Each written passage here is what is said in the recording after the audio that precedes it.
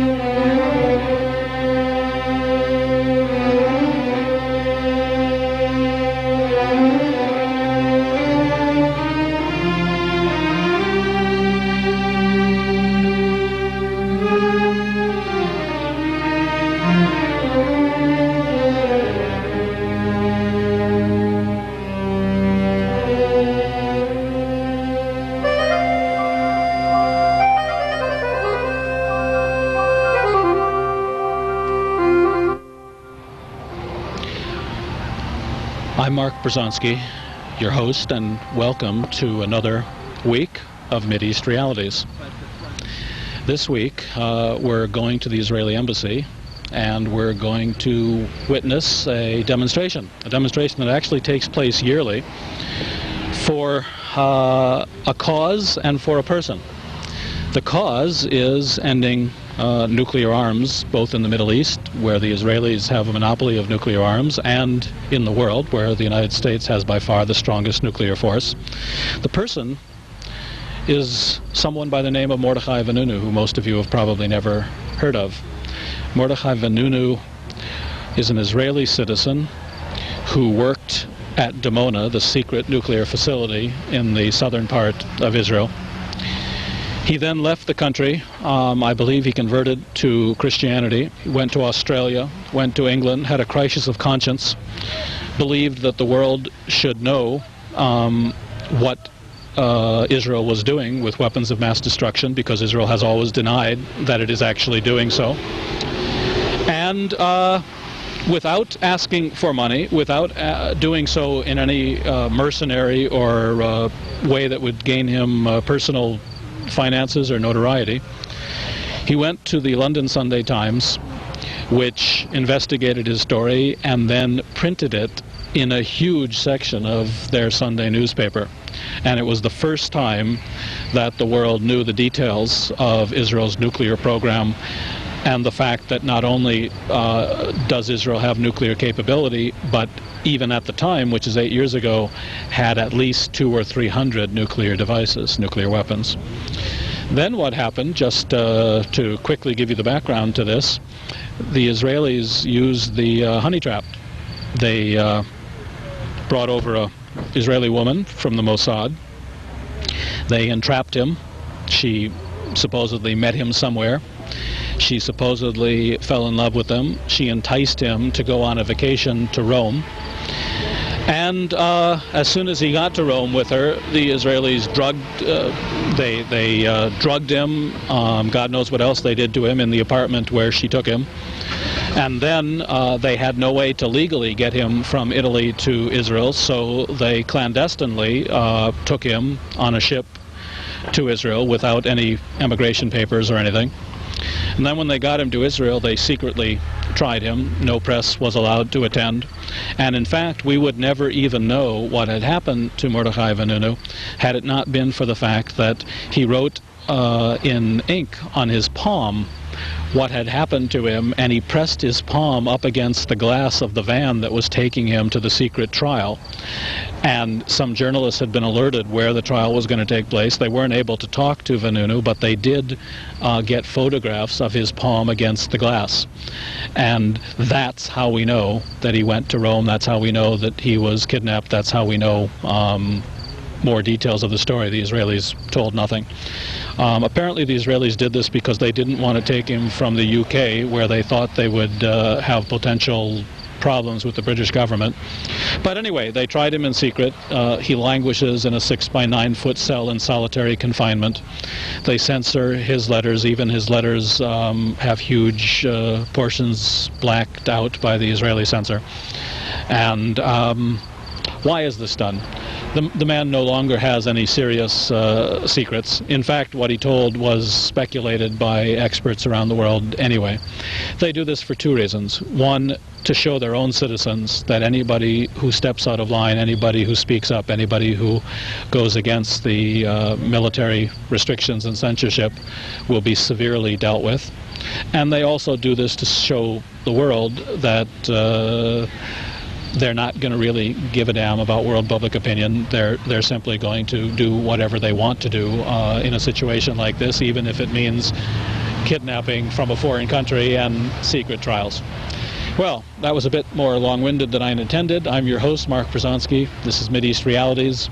In the next 2 weeks, we will be telling you more about Mordechai Vanunu, but more important than us telling you, we're going to let the organizations and the demonstrators tell you why they make this annual pilgrimage to the Israeli embassy, why the Vanunu case is so important, why many of us should be supportive of the release of Mordechai Vanunu. And by the way, let me just add, before we go to the demonstrators, that around the world, this cause is much better known. In England, I understand Julie Christie and Susanna York and big-name actresses are involved. They have written to Vanunu. They've tried to visit him in prison. They're actively lending their name to this cause, actively calling for his release. The organization in England is much better known and much better financed and organized. And that's true in other European locales as well, from what I understand. Here in the United States, well, we all know there's a powerful Israeli Jewish lobby. We all know things have a kind of a different life in this country, which is in fact why we have Mideast Realities. The purpose of this program is to try to help you understand what's really going on in the Middle East, to go around the big organized media, to go around government press releases and misrepresentations, to try to tell you the real truth about the situation in the Middle East and the situation here at home about the Middle East. Thank you for watching, and as I said, in the next 2 weeks you'll learn more about Mordechai Vanunu and hopefully more about our program as well. Greetings, everyone. I have two announcements to make. Well, more than that, I mean, we're here. I'm John Steinbach, for those of you who don't know me, and we're here to call for the release of Mordechai Vanunu and to call for the abolition of nuclear weapons in the Middle East and around the world. And I just heard on the news this morning, James Baker had a press conference yesterday and announced that during the Gulf War, had Iraq used chemical or biological weapons, that George Bush had made a decision to use nuclear weapons. So if anyone here has any illusions about the importance of our work and that our work is not far from over, this is just another example of the continuing real political use of nuclear weapons by threatening to use them. That in a sense is a real use of nuclear weapons, and we need to be aware of that. Louise Franklin Ramirez wants to say a couple words. People who are friends of hers know that today is her 90th birthday, every 28th of September, and last year on her 89th birthday, she and Sam were arrested across the street. I also want to introduce a very special guest who's with us, and the reason we cannot stay for the entire afternoon. Mr. Karisu is here from Hiroshima, Japan. Mr. Karisu was 11 years old when the bomb was dropped, and he attended the elementary school at Ground Zero, the elementary school that was totally vaporized. Fortunately, he was away from the city when the bomb was exploded. But of course, he came back, and the school was reestablished. Originally, they were meeting outside in a field, and then in makeshift warehouses, and they had no school supplies. And the International Red Cross was providing help, and one of the representatives there belonged to All Souls Church here in Washington, D.C. And All Souls Church sent the children of All Souls, organized and collected school supplies, which they sent to the elementary school in Hiroshima, Japan. And then the church organized other shipments of school supplies and athletic equipment. And in 1947, 1948, Mr. Kurisu and his classmates sent several hundred drawings that they made using the school supplies sent by All Souls Church in appreciation. And Mr. Kurisu is here now to talk with the people at All Souls Church about restoring these drawings and having an exhibit. So I want everyone here to welcome Mr. Kurisu, and of course to welcome Louise. And one other thing, and that is for all of our friends here, everyone here, we are having a party at our house on Saturday evening for Louise's 90th birthday, and I want to extend an invitation to everyone here. Some of you already know. Those of you who don't know, please come to me, and I will give you directions on how to get there. So Louise, would you say a few words?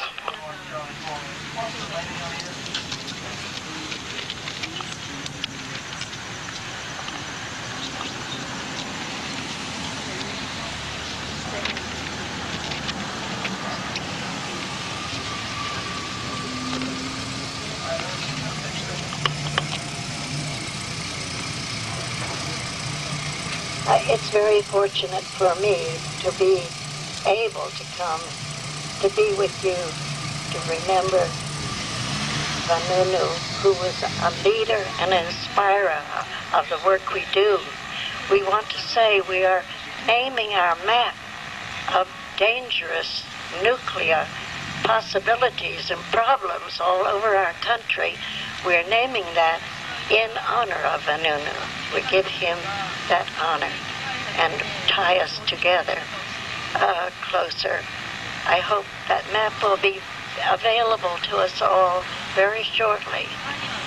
Now, at this time, I just want to say that I deeply regret that I cannot do more for Vanunu. I do what I can do. So does John. We love him, and we want him freed so that he can be one of us out here in body and not just in spirit. As it is, we have to call him our spiritual leader. And thank you.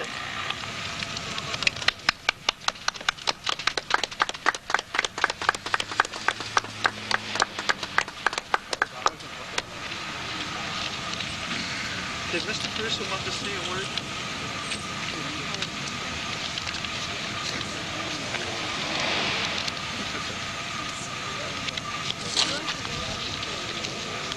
Yes, he should go right out here. Go right out behind the photographer. I'll take the picture. Come, give me the... I will take the picture. Yeah, I'll have a look. Okay. Take it this way. You get the embassy, get the flag and back.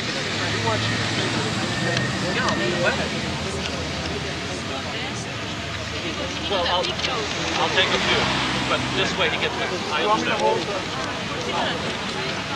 We welcome our special guests. Thank you for being here with us. Sue Frankel-Strait will now read a poem written by Mordechai Vanunu. I am your spy.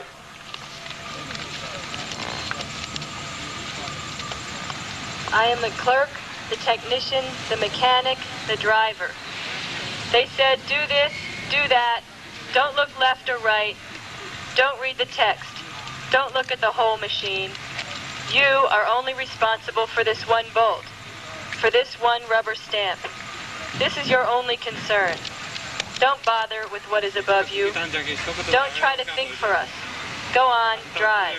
Keep going. On.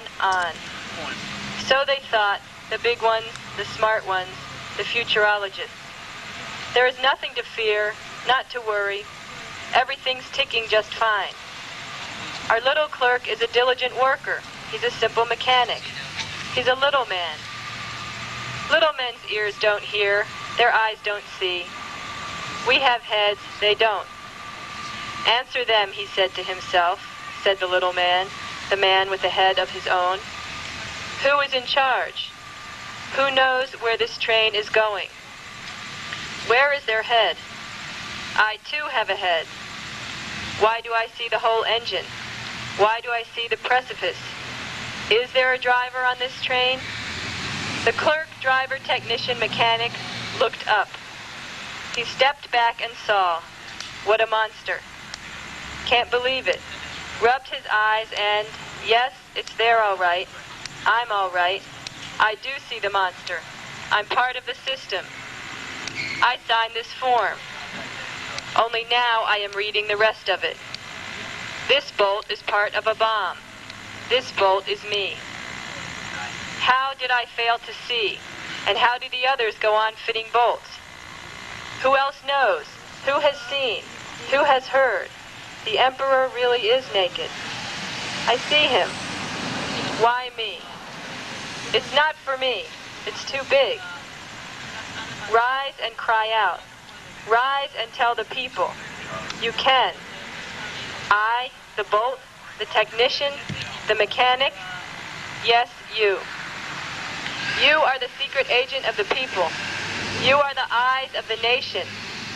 Agent spy, tell us what you've seen. Tell us what the insiders, the clever ones, have hidden from us. Without you, there is only the precipice, only catastrophe. I have no choice.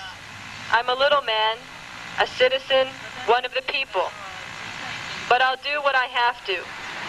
I've heard the voice of my conscience, and there's nowhere to hide. The world is small, small for Big Brother. I'm on your mission. I'm doing my duty. Take it from me. Come and see for yourselves. Lighten my burden. Stop the train. Get off the train. The next stop, nuclear disaster. The next book, the next machine. No, there is no such thing.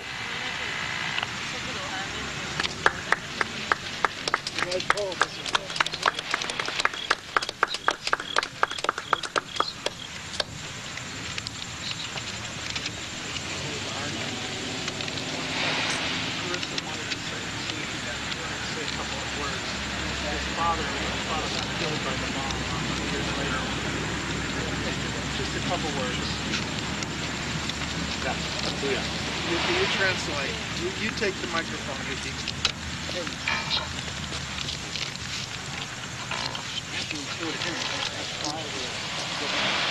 私は本日広島から参りましたクリスと申します。 My name is Chris and I've just arrived from Hiroshima.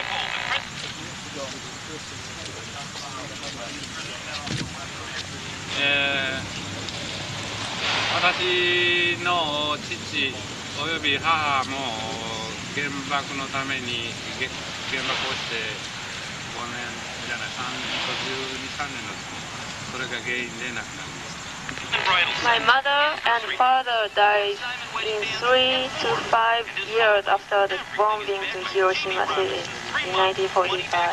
当時私は疎開ちょっと田舎の方に疎開をしておりまして。 I was saved my life because I was away from the city, but my parents have died. 私の小学校は原爆ドームのすぐ近くにあります平和公園の近くにございます。 The school that I went was really close to Ground Zero. It's now called Peace Park. その当時原爆を起こした直後にですねアメリカの方から物資をいただきまして核それの例を我々が書いた書画が最近見つかったのでそのためにその確認のためにこちらに来ました。After the war, I returned to the school, and even though we didn't have any school supplies, we had some presents from the United States, and we drew some pictures or some drawings with those school supplies from America. And I've just heard the news that some of those drawings have been founded this spring in this city. ちょうどこのミーティングに参列さんからお誘いを受けて参加させてもらって非常に感激をさせております。It was a coincidence for me to be here today, but I was very moved to be a part of you.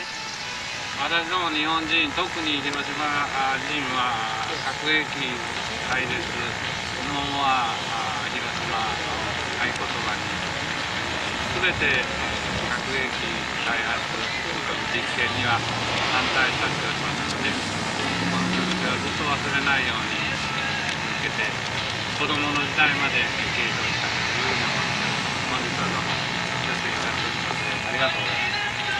We Japanese people, especially the Hiroshima people, feel strongly against nuclear weapons.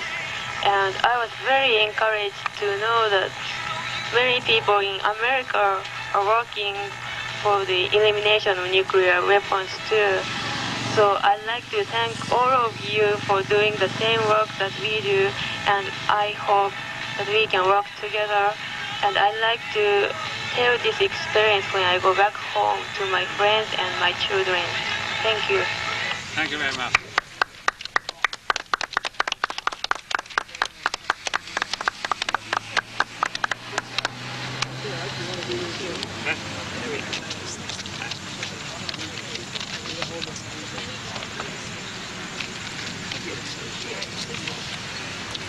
Thank you very much.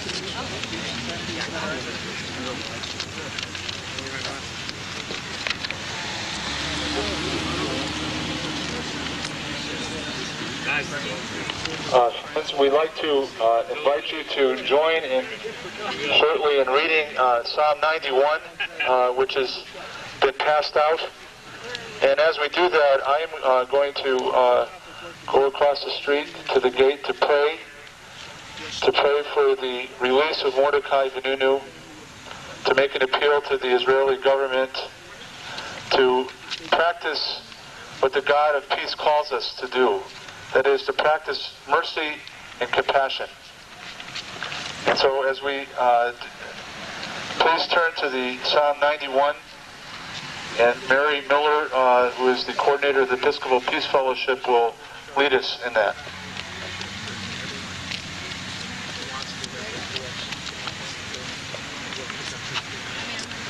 This psalm has been used over the years by hostages and by those who support them and wish for their freedom. I first picked it up myself from Moorhead Kennedy, who was one of the Tehran hostages. The Episcopal Peace Fellowship used it on a daily basis with intention for Terry Waite. And last fall, I thought Mordechai Vanunu needs this prayer. For his safety, for his well-being, for his freedom, and for us, so that we remember who is God. Please join me. You who dwell in the shelter of the Most High, who abide in the shadow of the Almighty, say, my refuge and my strength, my God, in him I trust. For God will save you from the snare of the fowler, from the destroying pestilence. With pinions God will cover you, and under God's wings you shall find refuge. God's faithfulness is a guard and shield. You will not fear the terror of the night, nor the arrow that flies by day, not the pestilence that stalks in darkness, nor the plague that destroys at noon. Though 1,000 fall at your side, 10,000 at your right side, you will remain secure. Behold, look with your own eyes and see the punishment of the wicked. Because you have God for your refuge, you have made the Most High your stronghold. No harm shall befall you, nor shall affliction come near your tent. God has commanded angels to guard you in all your ways. In their hands they shall raise you up, so that you will not hurt your foot against a stone. You shall tread upon the lion and the viper. You shall trample the lion and the dragon. Because you are bound to me in love, therefore will I deliver you. I will protect you because you acknowledge my name. You call upon me, and I will answer you. I am with you in trouble. I will rescue you and bring you to honor. With long life will I satisfy you, and show you my salvation.